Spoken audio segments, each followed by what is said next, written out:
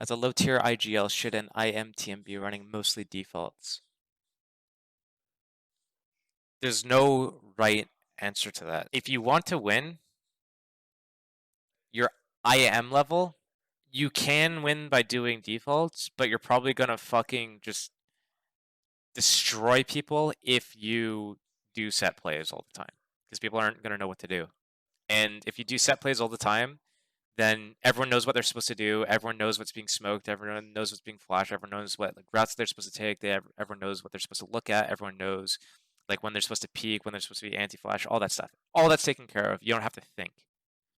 So if you're in a low level, the less thinking you have to do, the better it is, because thinking requires taking time to process like what's happening and then process your next move. And the lag between sitting there and like processing all the information before deciding what your next play is, and then doing your next play and telling your teammates what the next play is and all these things, and actually doing it on the same page, it's a skill. You have to kind of hone that skill.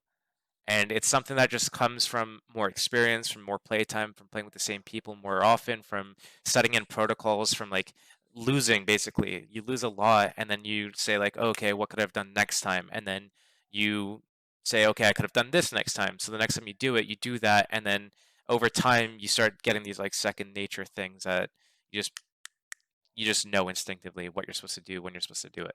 At a lower level, doing like a bunch of set plays and having a lot of structure and stuff like that is probably going to get you to the higher levels.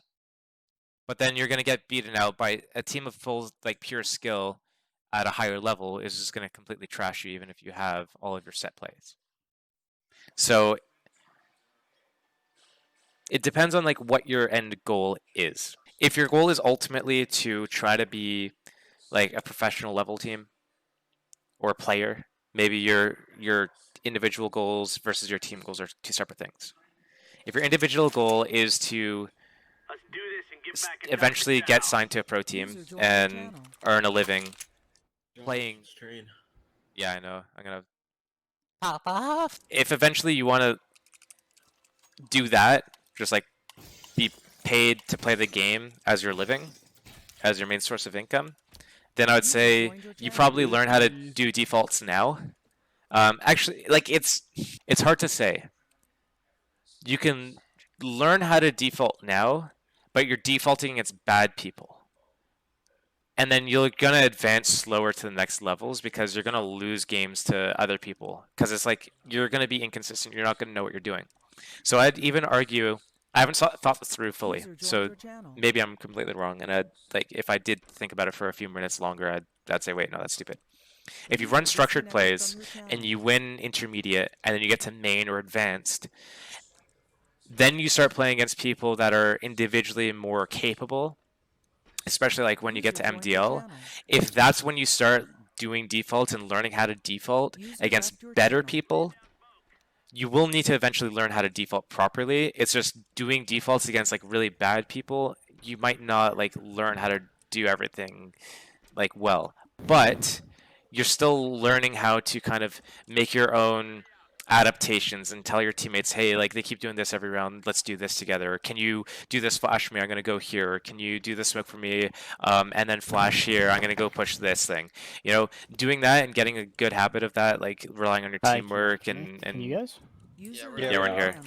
And like developing your communication skills and learning how to like adapt and figure things out on your own and think on the spot. All these things are good skills to develop early on, as early as you can. So in that case, yeah, defaulting is good, but you're also doing it against people that don't know what the fuck they're doing, and you might think that what you're learning is like, oh, we did this thing and it like completely destroyed these guys, right? So you might get this like false sense of like thinking that what you're doing is the right play, and then you might do that to other like good people, and then you might have this kind of thing where you're just like,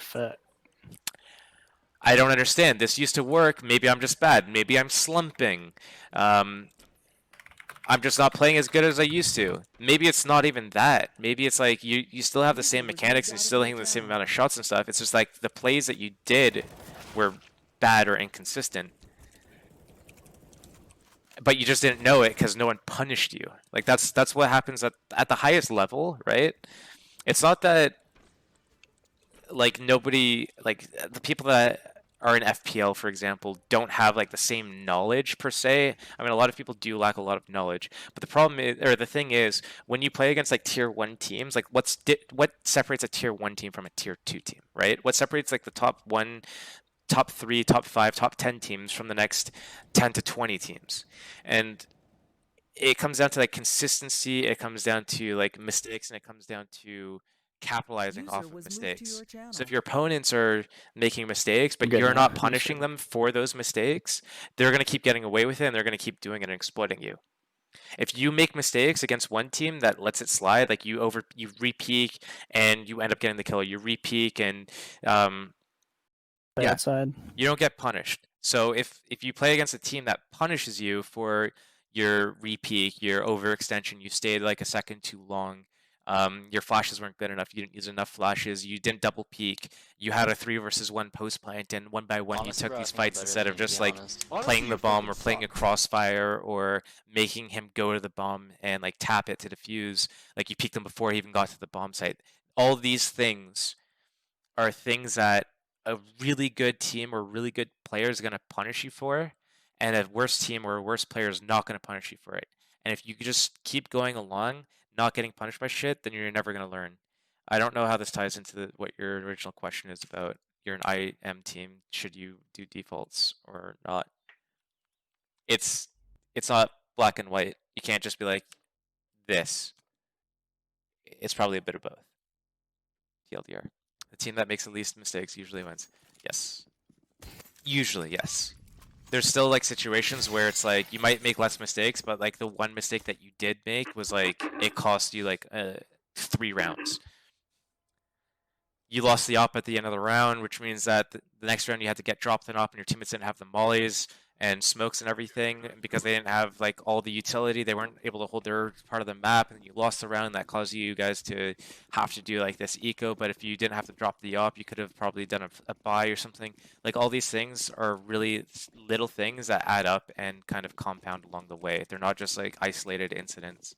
I think there's benefits and drawbacks of both. I think it depends on where you're going to end up. I think that if you're an IM level player, you probably don't know how to default properly, so it probably doesn't make much sense to do it.